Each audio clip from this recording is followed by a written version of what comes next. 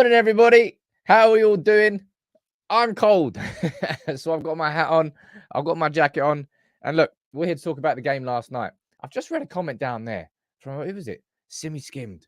Why was Sam so excited about that game against Wigan? I'm presuming that you just can't tell sarcasm through the internet. Sarcasm is like a foreign concept on the internet. It was a good win. It was a win which should have been a lot more comfortable than 2-0, by the way. 33 shots, multiple big opportunities that we missed. But yeah, there were some positives to take from last night. We're going to run through them all this morning. We're going to speak about Mainoo, about Alejandro Garnacho. We'll have a conversation around Rasmus Hojlund, Bruno Fernandes, Marcus Rashford. I think there are talking points to discuss from yesterday. Going to run through Ten Hag's post-match comments. We're also going to run through the latest transfer news on loan deals for Sancho, for Pellistri, Martial, Hannibal, lots.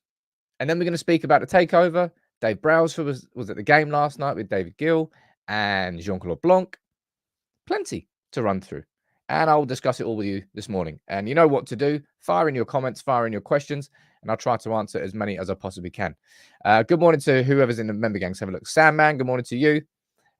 Gren, we've got Ant, we've got Dean A, Edwich, Andrew, you're there too. Brian Harlow, John McNulty in Madhouse, Stu, Kieran, and Garlic Bread Mad, Imole, and Bishal. Good morning to all of you. And Josh, you're there too as well. Who's on Facebook? Cody Lee, got Theo Cruz, Josie Graydon, we've got Isaiah Labo, we've got Paul Johnson, Jonathan. How you all doing? Yeah, look, right, if if the game can get Roy Keane smiling, then I think we're allowed to crack a smile. As I said, that game last night was a bit of a lose-lose situation for United. Beat Wigan, and everyone's going to be like, "Oh, well, it's just Wigan. You can't even talk about anything. How can you set?" No one's having a parade. No one's having a celebration. But that was a game where United had to put in a convincing performance. And what Wigan had one chance in the first 2 minutes, I think it was. Wigan didn't press us at all. I wouldn't say the tempo of the game was at the level that I wanted to. It came in moments, but United should really have won that game 4-5-0. That's kind of what I would think. I would think from that game. But of course, there's plenty of talking points from it, as always. Stephanie's saying that's win, not a smile. I know. Is Roy Keane standing there fighting? Or do you mean like wind? Different types of wind. What's going on here? It should have been 5 or 6, says Sam, man. I mean, it should have been a lot. And in my opinion, I think, oh, by the way, Fizz, nice to see you there rejoining as a member, dude. Good morning to all of you. Easily the biggest talking point last night was the performances of Mainoo and Garnacho. In my opinion, anyway. In a positive sense. And this is where you sort of have to step back a bit and go, yeah, right, okay, it was Wigan, and I understand that. But Mainoo is a player that we've watched. Now, this is his breakthrough season, just like last season was Garnacho's breakthrough. And we've seen him start at Anfield in the highest of pressure situations. He swam. He started away at Everton after they got their points deduction. And the energy was high going into that game. He coped with it completely. Not phased whatsoever. Galatasaray away, when he came on, the game was sort of kind of running away from United, but he didn't really put a foot wrong in the 10-ish minutes he was on the pitch. So this isn't just a case of that's the first time we've seen Mainoo play and, oh, wow, let's hype him because he's what he's done against Wigan. It's just that's Mainoo. The way he played there, it really kind of reminded me of watching Mainoo in the academy.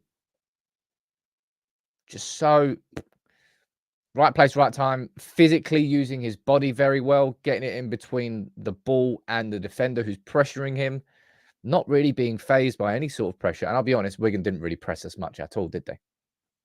Gave him and gave us loads of time on the ball. I don't really know. It was proper lazy commentary to give Diogo Dalot man of the match. If they had watched the game properly, then I think it would have been quite an easy man of the match for Kobbie Mainoo. Or maybe I would probably argue Alejandro Garnacho even played better than Diogo Dalot as well. But of course, Dalot got the goal. It was a great goal. Let me see what you're saying down here in the comments. Yeah, it was a nice little shot from Mainoo as well. Nice little touch into space. It was a decent shot and a good finish. A good save, sorry. Shax, my Don, how you doing, man? Gifted 5 memberships this morning. I need to get some beanies. Let's buy beanies for everyone. Drop cliffs, not bombs. Don't know where I got this one. I think it's like a skiing hat. And good point. That's what I'm saying there. They did try to get very physical with Kobbie Mainoo, and he just kind of shrugged it all off. And he's pretty much shrugged off every... The only mistake that Kobbie Mainoo's made was that tiny lapse of concentration against it. It goes to show you how cruel and how punishing top-level football is. Against West Ham, Kobbie Mainoo just wasn't focusing. For like a split second, he lifted his foot like an inch or two too high. The ball rolled underneath it, and that's where Kudos scored, and West Ham made it 2-0. That's how punishing top-level football is and how on point you've got to be. But Kobbie Mainoo was he's everything that we wanted him to be last night. And I tell you what, at a time where we are in desperate need as a football club right now, if you're looking at the biggest weaknesses we've got in this squad, there's one obvious one up front. We've not got a clinical goal scorer right now. There's one obvious one in defense. We don't really have the athletic, powerful, possession confident centre backs. We do have like Martinez and Maguire to a certain extent, but he has weaknesses to his game, as does Varane, and that's a big weakness there defensively. From a fullback perspective, we've only got one fullback right now in Dalot there who's playing, who's really comfortable doing the underlapping, inverted fullback. Hence why all of our play keeps going down the left, unless it just gets to Garnacho. It doesn't go to Garnacho through great play with Wan-Bissaka, really. And then you look in the midfield, and we need like a number 6, number 8 hybrid. That little flick there. Oh, that little flick there. It's just really enjoyable seeing Kobbie do so well in his breakthrough season and in a position where we crucially need a player like him. That's what I mean about timing. For him to come through the academy, for us to win the FA Youth Cup, and I said this at the time, and I stand by it, was the perfect time for Ten Hag to come in as manager. Now, I think a lot can be said about Erik Ten Hag's talent ID as a manager, as in the players that he thinks that we should be signing. That's not his strength. But the one thing I do trust Ten Hag in is his youth ID, spotting the players that he thinks have the ability to come up, because there's going to be so many people that were angry at Zidane Iqbal being sold, angry at Noam Emeren being sold. I think both for like not much money. What was the name of the fullback? I can't think of the top of my head. Damn it. Was a fullback we sold in the summer as well. And quite a few people were a little bit upset about that. But Mainoo's coming through and he's having a fantastic breakthrough season. And Ten Hag is managing his breakthrough into the first team. It wasn't Alvaro Fernandez. It was another one. Someone that we sold. What was his name? He went on loan last year as well first. Ethan Laird. Thank you very much, Ashwin. It was Ethan Laird. Erik Ten Hag, in my opinion, I'm pretty confident about his profiling of youth players who has the ability to make the step up into the first team and who, despite what everybody might say from the outside, he thinks, I don't think they're going to quite make it. I don't think they're going to be a fit for us. And then we can have a conversation about Pellistri and Forson a little bit later on. But Kobbie Mainoo, man. And this bloke. Easily Easily the two best players on the pitch yesterday. Let's have a little conversation around Kobbie Mainoo first before we talk about Garnacho. What you're saying down here in the comments. Ross, you're saying what sums up this team and Mainoo is when Mainoo won the ball. Yeah, McTominay blasted it into his face. I saw that, and that's when Mainoo won the ball like twice in the space of like 9 seconds. McTominay was never going to be a problem against Wigan because it was Wigan. When Man United should have and did win that game comfortably, and McTominay was never really exposed. There was one time where we were hit on the counter. I actually think it was when Mainoo passed it short was where that chance came from, actually. It was a really, really good save from Onana. It's kind of the only thing he had to do. But you know what I think about McTominay. You know what I think about McTominay. Richard, he's saying, Sam, why did you think Fletcher didn't recommend Kobbie to Erik Ten Hag when he arrived? That's a really good question, that, Richard, because I've already spoken about this quite a few times, actually. When Erik Ten Hag came in, of course, he didn't have time to work with the academy to see what kids were good. So he had to take recommendations. And I'm pretty sure that Darren Fletcher recommended Charlie Savage and Zidane Iqbal, which is why those two players went on tour. And they impressed to a certain degree, but then Iqbal never featured for the first team again. Anybody who watched Kobbie Mainoo yesterday, you'd look at him and anybody who's watched him in the younger teams, right? That's just a continuation of what he's done before. And that's been the compliment that I've given Kobbie Mainoo since day one. Like Garnacho, right? This is a really good comparison example, right? Let's speak about Garnacho. When Garnacho was in the youth teams, it was all a case of like he was the standout player in that team. Just get Garnacho the ball, and he'll make some magic happen. And Garnacho took that mentality into the first team, which worked to a certain degree, but not completely. Because to be a top-level winger, you have to be able to track back. You have to be able to cover your man. You have to be able to be a team player. It's not just all about the individual moments that you can bring.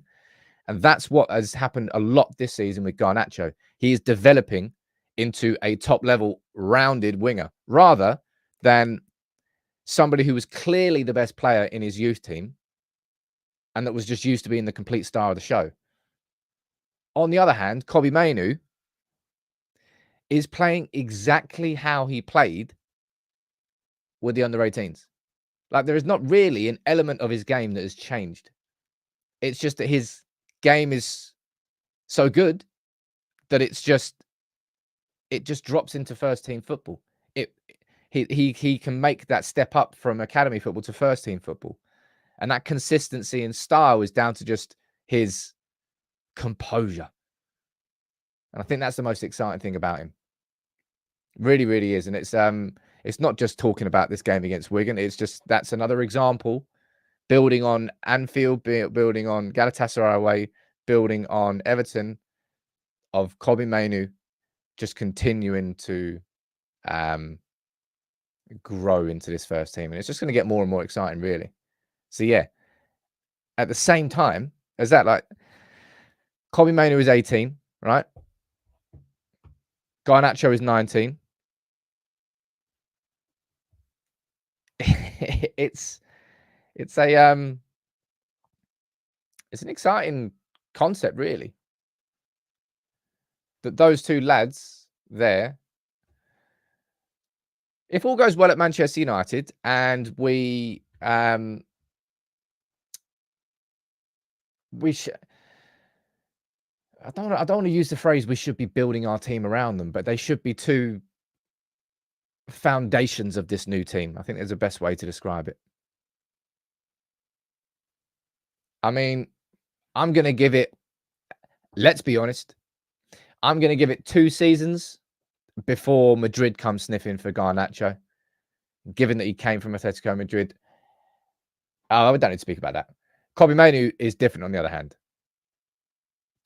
Ben, you're calling them 2 crucial players. They are 2 crucial players indeed, man. And look at this, right? Last night, Garnacho hit the bar, had a wonderful cross for Hojlund where he should have scored. Man United yesterday, like, there's... I mean, it was a comfortable win, as it should be. As it should be. Really, really comfortable win. XG there of 4 goals, and Hojlund probably should have had 2. Definitely should have had 1. But United made hard. This is what United do this season, right? We make hard work of it. If it's a game where we create a load of chances, then our finishing's not there. And sometimes there's a game where we just don't create enough chances. And it's sort of like at some point, and it still hasn't happened really, at some point, we will just create plenty of chances and we will find the net with them. And it will make the world of difference. Because all of a sudden we'll have 2 early goals and you can cruise into the game. But Ten Hag was right when he was speaking after the game. He's like this. Mate, honestly, as I said at the start there, honestly, I think that should have been 4-0. Probably could have been 5, maybe 6, depending on how clinical United were. You can't score every chance, all right? That's unrealistic. But we definitely should have scored more, right? And in particular, Hojlund. And McTominay, actually. But Hojlund and McTominay probably both missed the most gilt-edged opportunities. But Erik Ten Hag there talking about Rasmus Hojlund. He goes, I can't. Actually, he was just talking about missed chances rather than Rasmus Hojlund. So I can't always say why you're not taking chances. We had some good attacks and good chances, but we didn't take them. I think the way we created them was okay, and it was. But where's obviously opinions can change and opinions can develop. Well, what did you make of Hojlund's performance yesterday? I thought as he pretty much has done this whole time at United, his positioning was good. He gets himself into the right areas. And a lot of the time, Manchester United's wingers just haven't been able to find Hojlund. Now, that changed. It's not like the only time it's happened, but it certainly changed yesterday. That cross from Garnacho was 10 out of 10. Spun his man, early cross on the right foot. Hojlund with a real easy run to the front post. All the time in the world to look at the ball. And you really, really would have expected him to bury that. But it's the pressures of being a Manchester United player, something that we're never going to know, right? We know how hard they are. We know how big they are. And they're clearly weighing on his shoulders because the Villa goal wasn't enough to sort of wipe away those pressures, if you know, for want of a better phrase. That goal against Villa, the winner, 2-0 down, 3-2 winner in front of the Stretford end. It's as good as a goal as you're going to score for United in a season. But that wasn't enough to sort of get him the confidence he needs. Like that one there on the right-hand side was kind of exactly the goal that he needed. I think it's a little bit harsh. Maybe he could have reacted a split second earlier and got his knee in the right position so it just bounced off him and went in. But that's the kind of goal he needs, like just going off your ass, just a little scrappy rebound or something. Because Hojlund is getting himself into the right positions, I'm probably less worried than I should be at this point in time, given that it's the 9th of January and Hojlund's only scored 1 Premier League goal. But I will always, and I did the same thing with Anthony last season. Now, you might operate differently as a fan, but this is how I operate. I give players a season to bed in at Manchester United because I know how hard it is to succeed at this club. We've had so many failures. And now this season, my opinion switched on Anthony. Mate, Garnacho in these last 4 games has done more from that right-hand side than Anthony has this season by some margin. Anthony kind of really has for United. An absolute threat and a menace. I'm going to go down here and see what you're saying about Hojlund, right? Neil, you're saying he needs a second striker. We've always had 2. Yeah, we've tried Rashford there, and you know what I think about Rashford playing centrally. Nope, not for me. Hojlund needs to use his physical strength a lot more. I would kind of semi-disagree with that, because something that Hojlund has clearly used a lot in Serie A was when the ball's coming towards him, he'll back into a centre back, try and hold them off, hold the ball, and then feed it to someone else. Whereas the defenders in the Premier League are clearly a bit stronger, B, a bit more street smart. So just using his body to just back in is not really working anymore. I think he actually needs to create a little bit of space sometimes between him and the defender to give him the opportunity and the time to touch the ball. That's what I think there. Callum saying he's 20. I'm not worried at all. I wouldn't say it's yeah. Of course I'm worried, right? We've got our main striker and he's only scored 1 goal. But I'm not going to write him off. I think he needs somebody. What we're going to get in January if we get a striker is no one's going to go and get a shirt printed with this bloke's name on the back of it. That's the signing we're going to be making. However, right, you might disagree with this with me, but I don't think last year. Maybe I wouldn't put it all on him. I certainly wouldn't put it all on him. But United, I don't think would have been as good post the World Cup, where we went into that rich vein of form overall as a team, had we not had Weghorst in the team. I think as a team, collective, we were better with the presence of him. He might not have been the finisher and the striker, but kind of his work rate helped. I know what I'm trying to say here. It kind of sounds a bit weird. I'm not saying that Weghorst was the reason that we won the League Cup or the reason that we beat Barcelona, right? But we were better off with Weghorst than we were without him, is my point. Which is what this striker, if whoever we get in January, I hope will have that similar sort of impact. We're overall better with him in the squad than we would be without him. And currently, we're without him. Currently, we've got a 20-year-old who still is struggling massively with confidence, who might be able to pop in with a goal here or there, but I don't think we can look to him for every single game to be scoring a goal, which is what you need at the top level. Of course, you need others chipping in. Rashford, in these last couple of games, I'll speak about him in a little bit. 2 assists and a goal in his last 3 games. And I still don't even think Rashford's playing that good. But still, getting a little bit of a return. And you're saying, I think Hojlund's feeling the pressure as we have no other options. Yeah, man. He absolutely is. And I think I think he knows that. I think Ten Hag knows that. We haven't really got anywhere else to look. You can't play Rashford through the middle. He's garbage through the middle. He knows it. His best position is left wing when he's got 5 yards of space between the ball and the defender in front of him. That's where you've seen the best of Rashford in a United shirt. Drifting past players, cutting inside sometimes, a little bit of footwork. It's a nice footwork yesterday, by the way. Good that he created that chance that he scored from. Speaking of good finishes, Diogo Dalot loves a little tidy finish from outside the box, doesn't he? I think the fact that I said this in my match reaction yesterday. I think the fact that Ten Hag took him off with a few minutes to go is kind of indicative of the importance of Dalot to Ten Hag right now. We might get Luke Shaw back against Spurs. I'll speak about that a little bit later in the show. But Wan-Bissaka just doesn't understand that inverted fullback. It's one of 2 things, right? Either Wan-Bissaka doesn't understand how to play that inverted fullback role tactically without getting caught out of position too much. Or number 2, tactically, Erik Ten Hag is just telling Wan-Bissaka to always stay back and for Dalot to always push up. It's one of those 2 things. Because Ten Hag wants it. It's always about one fullback going up and one fullback staying back. Like it can change according to which side you're attacking down.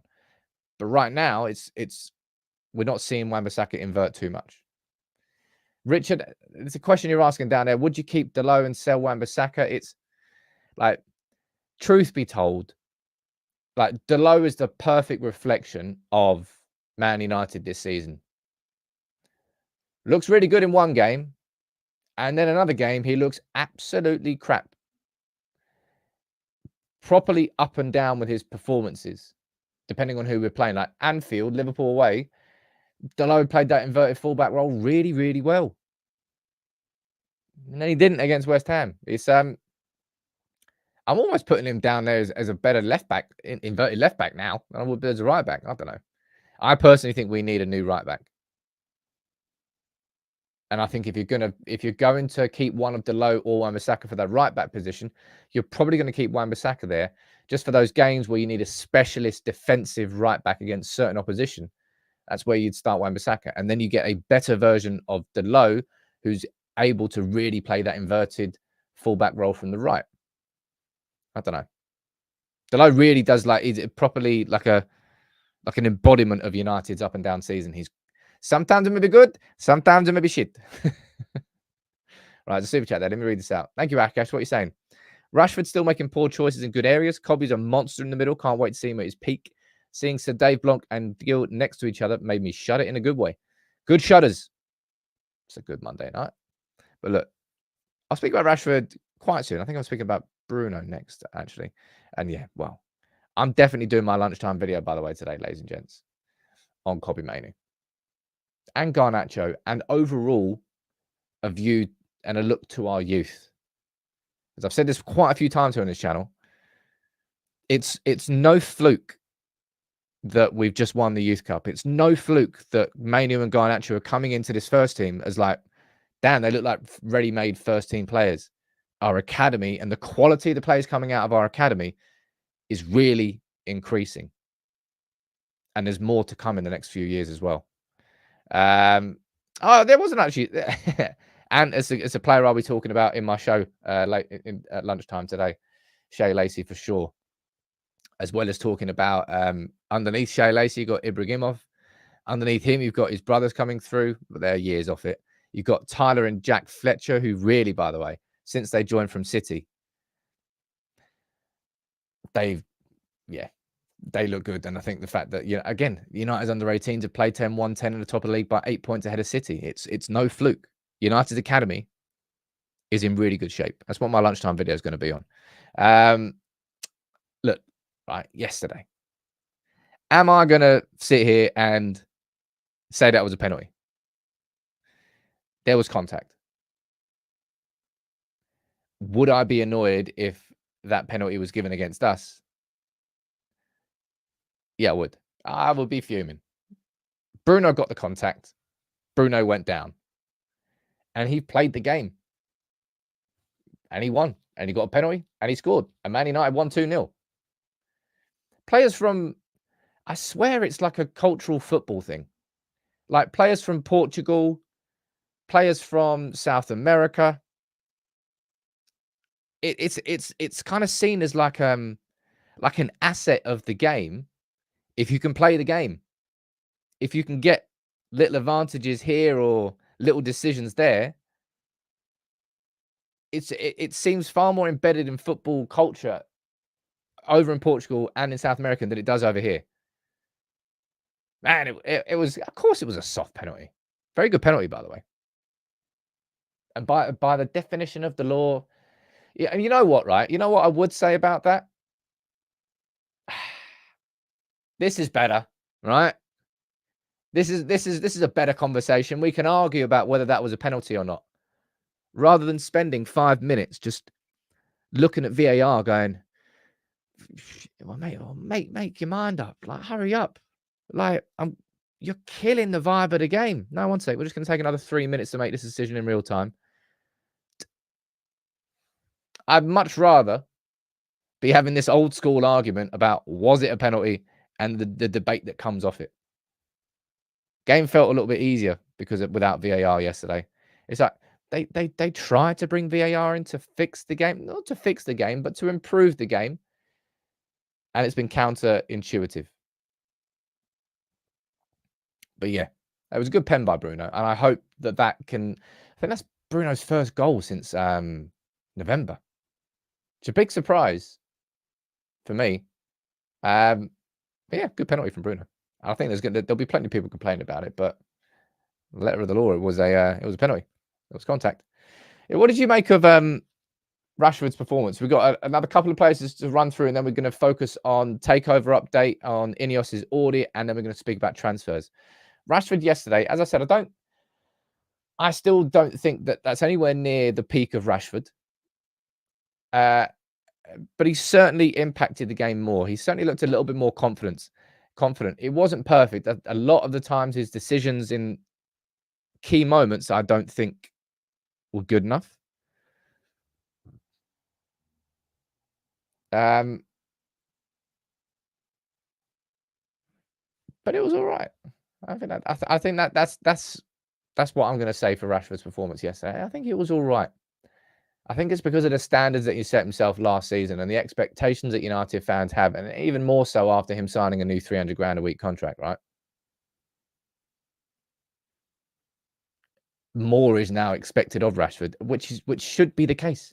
When you sign a deal of that magnitude, you've got to deliver on it. And with Garnacho really nailing down that right wing, at the very least in these last 3 games, Rashford's turned up with 2 assists and a goal. But against Spurs, and I think he will start, like, we need more, Rashi. We need more from you. We really do. Need more from Rashford, need more from Hojlund, and we need Garnacho to continue in the vein of form that he is in. That's what we need. Matt, you're saying it was frustrating that he didn't score at least 2 in that game. I'm not sure what you're talking about last night. T, you're saying he played all right, but he isn't himself still. And I think that's probably the I'd say that's kind of reflective of my opinion. Still, just to look at him, he just carries an air of frustration about him. Maybe I'm looking into body language and facial expressions and how he's carrying himself too much. But there just seems to be a permanent tinge of frustration on his face, rather than that the happy, confident, like the Rashford of last season. You watched him walk, and I swear he walked with his shoulders further back, and his stature looked stronger. He was stronger on the ball. He was pushing players off and stuff. There's still a lot more to come from Rashford, but in my opinion, if you're looking at the trajectory of Rashford this season, he's been going downhill all season, and I think at the very least right now, he's heading upwards, but slowly. It's not a woof, but I think he's started to turn it round and head in the right direction, but it's only the very beginning. Do it against Spurs and let's have a conversation then, Rashford. That's what I want to see. But look, that game yesterday was everything it needed to be. All right, a 2-0 win, 33 shots, and expected goals of 4. Hojlund should have had 1, maybe 2. McTominay should have had 1, maybe 2. We should have won 4-5-0, and it should have been breezy and easy. Instead, it was a little bit laboured. We won 2-0. Good in itself. And by the way, can I say what's good? Eastleigh or Newport. There's no way I'm going to get a ticket to either of them. But there's that is the sort of the magic of the FA Cup. I love. I think it's one of my favourite things actually is getting to watch United in those smaller, like, conference level stadiums where everything's really close. The fans are about 2 feet away from the player taking the throw on. It's just like a kickback, and I love watching United as much as it'll be awesome to see United playing in the new Bernabeu, for example, if we ever get there. Seeing United play in those smaller traditional grounds, I don't know what way to describe it, but it's cool. So Eastleigh or Newport in the next one. So yeah, I think Ten Hag will be happy enough with it, and something that Ten Hag will be happy with. Could have some players back, right? Could have some players back. Luke Shaw, Christian Eriksen, maybe Harry Maguire. Wonder how many of those will get into the starting 11. I think Eriksen for sure, but poor. That Spurs, mate. If there's going to be one word phrase to describe Postecoglou's team, it's going to be energetic. It's going to be frantic in a good way. There's not going to be any time to breathe on the ball, and that game will not suit McTominay. And I'll be honest, that game will not suit Christian Eriksen either. But then who else do you play there? You can't wait. You could play Kobbie Mainoo on his own, but please don't. Mason Mount's still about a week away. Could have been a game for Mason Mount. I think it's going to be an interesting start 11 video to do. Of course, the game's on Sunday, so that video will probably go out on Friday. And can I say now, actually, quickly before we move on, something really quite important. Forgot about this. Should have got this ready beforehand. Amateurs. Amateurs. Right. This. Okay. There's something going out this evening, hopefully, at 6 p.m. here on the channel. I'll tell you what, let's just move on and speak about this now. Right. So we've got last night, of course, somebody just said, where's Amrabat? You might want to go and have a look at the African Cup of Nations, mate. That was David Gill, Jean-Claude Blanc, and Dave Brailsford at the game last night. The second time, by the way, I believe, that Brailsford's watched the game with Gill. I think he was there against Villa too. But they are going to be looking at appointing a sporting director. And that's what I wanted to tell you about, because today this video is going to be going out at 6 p.m. Well, as long as we're aiming for 6 p.m. tonight. And I really would like to ask for all of your support in this, in watching the video, in dropping a like on it, in sharing the video, because these are the ones that probably about a week, 2 weeks worth of research, scripting, editing, revisions, adding the songs. These are the videos which take significantly longer to do and are much harder to do. And these are the videos I want to be doing a lot more of on this channel. So if you can help these videos do well, then I'll be able to commit more time to doing more of them. So it's going to be like by the time you watch this video, you will know a lot more about what Dan Ashworth has done, what sort of director he is, and why he's being looked at by Manchester United. All right. So 6 p.m. tonight. All right. 6 p.m. It'll make a big, big difference if you can help with that. And it's quite exciting to see those three there together. This is just INEOS doing their job, right? This is what Ten Hag and Delo were both speaking about the Ratcliffe investment.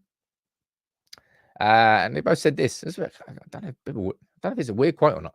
It's an inspiration. Everyone's optimistic. There's a lot of work to do. We've had a lot of setbacks. And I think in the summer, we were in a good place. But it's a journey and it's a project. And we now have to deal with some setbacks, but we will keep alive, survive it, and strike back. Well, Man United have just about survived the first half of this season. I think we're one game past the halfway stage now, aren't we? Let's have a look. Let's pull this up. So we are one game past the halfway stage. And let's be realistic about this. We're looking at top 4 this season, if anything. If Man United get top 4 this year, I think, considering our current position, I think that will be a success. So we're how many points off it? We're 9 points off the top 4. Mate, Villa. Damn. And we beat Villa. Damn. They are flying. It is going to be tough as hell for us to get into that top 4 this year. Really is. But it'll be interesting to see what United do in the second half of this season. That's what Delo said about it as well. He's saying, look, he'll bring some good energy, new energy, positives, new things to conquer. I think there's a good feeling at Carrington, the motivation that Ratcliffe and Brailsford have brought. And I personally feel a little bit motivated running United People's TV with you guys, doing these chats, having these conversations. I feel a little bit motivated about what's coming up in these next 6 months. I don't know what it will be, but I feel like our club is heading in the right direction. You know how I'm saying there that Rashford, 2 assists and a goal, he's not been incredible in these last couple of games, but I tell you what, it feels like he's started to head in the right direction. I think the same thing can go for Ratcliffe with INEOS and the direction of our football club under INEOS. I think we're turning it in the right direction, and now we've got to start heading there. And that's why I'm going to be doing that video, sort of in-depth video today on Dan Ashworth. And this is an interesting little snippet here from Miguel Delaney about the audit that's going on, the takeover. Dave Brailsford will decide whether United need 1 chief or 2 in an audit that's going to last 8 weeks. The outcome will also detail other appointments, but there'll be no major decisions taken until its conclusion. likely to mean, of course, a quiet January. And this audit is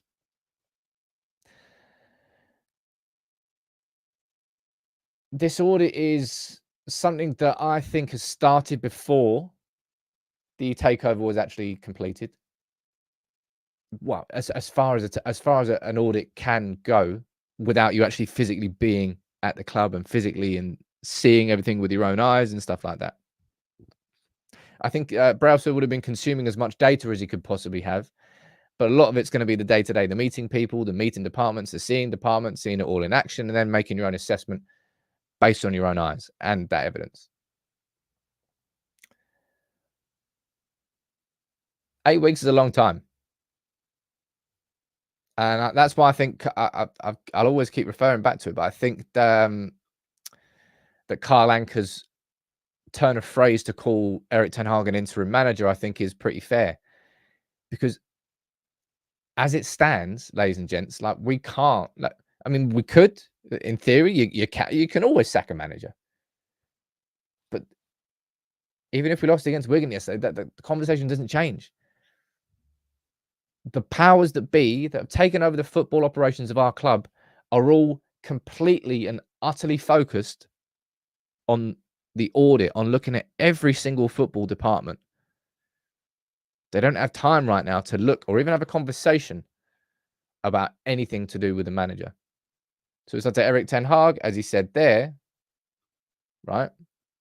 We've got to strike back in the second half of the season. And I'm telling you, it's up to Erik Ten Hag as to whether he has any place inside this United in the future under INEOS. But in the short term, right? In the short term, you've got this. Loans. And now let's have a quick roundup of all the transfer news that is going around. Ryan Reynolds, my man. Thank you very much for Super Chat. Coming the whole way from Wrexham. What done? Saying, hi, Sam. You think that Ten Hag chose McTominay yesterday due to the lack of opponent and with Cobby's form get us an infuriating single pivot on Sunday? I'm completely done with McTominay playing and making huge mistakes. Well, I think I've said my piece on McTominay. I don't know how many times I've said my piece on McTominay, but it's quite exhausting now. The fact that Ericsson is injured, the fact that Amrabat's on away with AFCON, the fact that Casemiro's injured. There's 3 players that if they were all fit, you're probably going to start in midfield alongside Mainoo ahead of Scott McTominay. But all 3 are injured. Injuries, I think, pushing him closer to the first team. But even then, it's wildly frustrating. And if he does play against Spurs, all Spurs will really need to do to be smart about it is to really, really put pressure on Mainoo, because he'll be the only one who will be able to control and compose the ball in space, because McTominay is unlikely to be able to find himself in space. So tactically, they might just try and double mark Cobby and just let McTominay do what he wants, because they know he's not really going to be in the position to receive the ball. Look, we'll find out. We'll find out later in the week. But let's talk about transfers, okay? Let's talk about transfers. Because there's a couple that can happen. A couple that should be happening. Jadon Sancho. Oh, the here we go is still not there. How many days are we now? Was it 4 days? 4 days since that published that. Here we go. I don't know why I'm looking at I'm looking at an arm that's got no watch on. Pretending to look at, I don't know what I'm doing. Anyway, there is still no here we go on Sancho. The negotiations still continue. And Dortmund want him. We want to sell him to Dortmund. Sell him. Loan him to Dortmund. I don't know what the hold-up is. The hold-up is either going to be to do with the wages and what percentage Dortmund have to pay, or the fact that Man United don't want to get this loan option as part of it. Although, let's be totally honest, that should be quite an easy conversation. Like, Dortmund don't really have too much of a leg to stand on here because they're getting a killer deal anyway. Sure, my man. How you doing? Nice to see you there joining as a member. Let me know where you're watching from, dude. I'll try and give you a shout out. It's probably his wages. I imagine. It seems like the most logical. We can only speculate, of course. But he wants to move to Dortmund. Dortmund want him. So that's easy done. No buy option. United don't want a buy option in the contract. Done. Okay. Well, it's our choice. No buy option then. So it's probably the wages. We don't know. But that's going to happen. And look, I've always liked Fenerbahce. No, I've never said a bad word against Fenerbahce.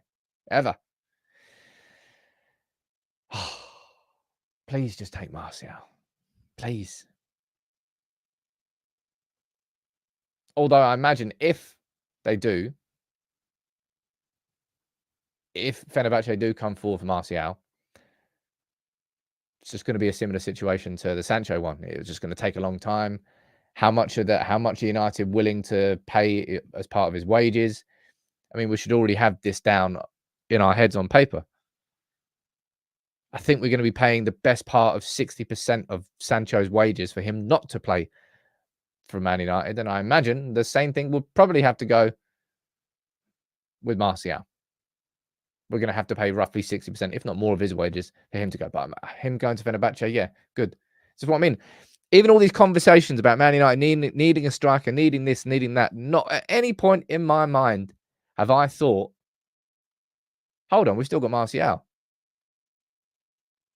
Like, not at any point. In my mind, I'm thinking, what can Joe Hugel do when he comes in?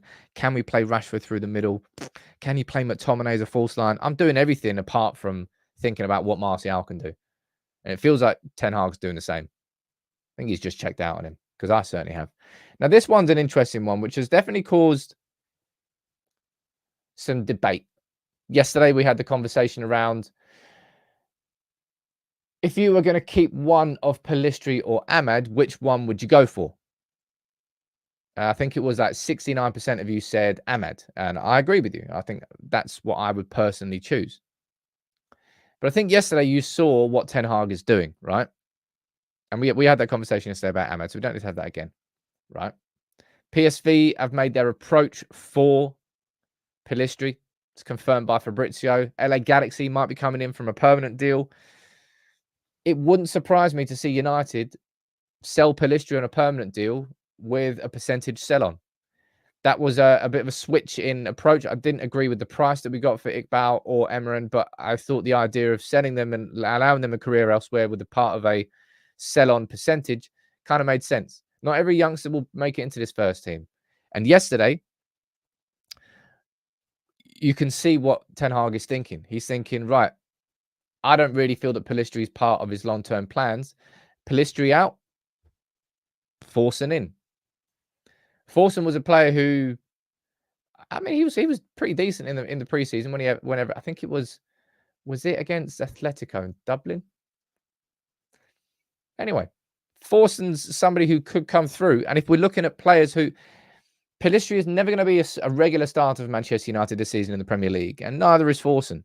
However, you're looking at a player there who probably is going to be far more happy with that was his Manchester United debut yesterday. This is his first season in and around the first team squad. Therefore, at this time in his career, he'll be fine being that alternative to Garnacho or Anthony or Ahmad on that right-hand side. Pellistri won't be. And you can't keep, when you've got a player there who's 21, who's starting every week for Uruguay, you can't keep that player happy unless you give him game time. And Pellistri's not going to get that game time at our club. Therefore, you have to move him on. That's squad management. Otherwise, you keep Pellistri at the club and he's just going to sit there fuming and steaming. Right? And you're talking about Pellistri being better than Anthony. Yeah, and Anthony cost 83 million. And that's why United won't just dash him off. You might not like it, but that is the truth. Money will dictate that conversation. In my opinion, anyway, about what the clubs does. But in my opinion, I don't know, if I'm honest, that a loan move to PSV is going to be any good for him. Because they've got Bakayoko there, who is easily going to start every week. He's far more talented than any right winger that we've got at the club. Maybe apart from Garnacho.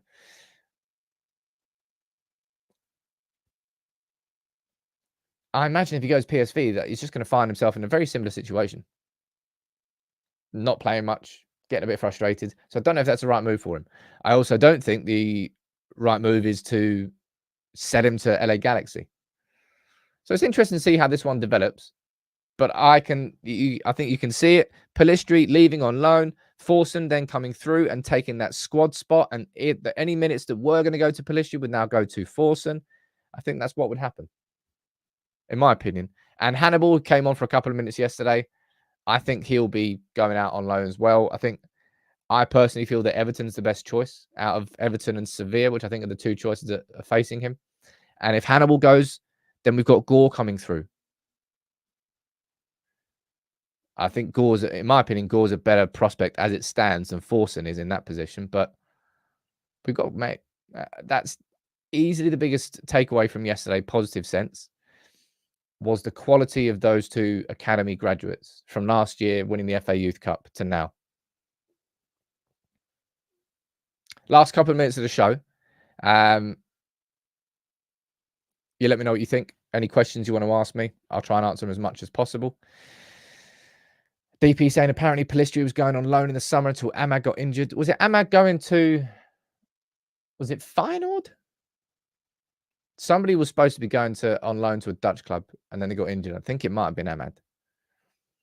But yeah, that's definitely the biggest positive yesterday was our youth teams, our youth team players, our younger players coming through and sort of stealing the show.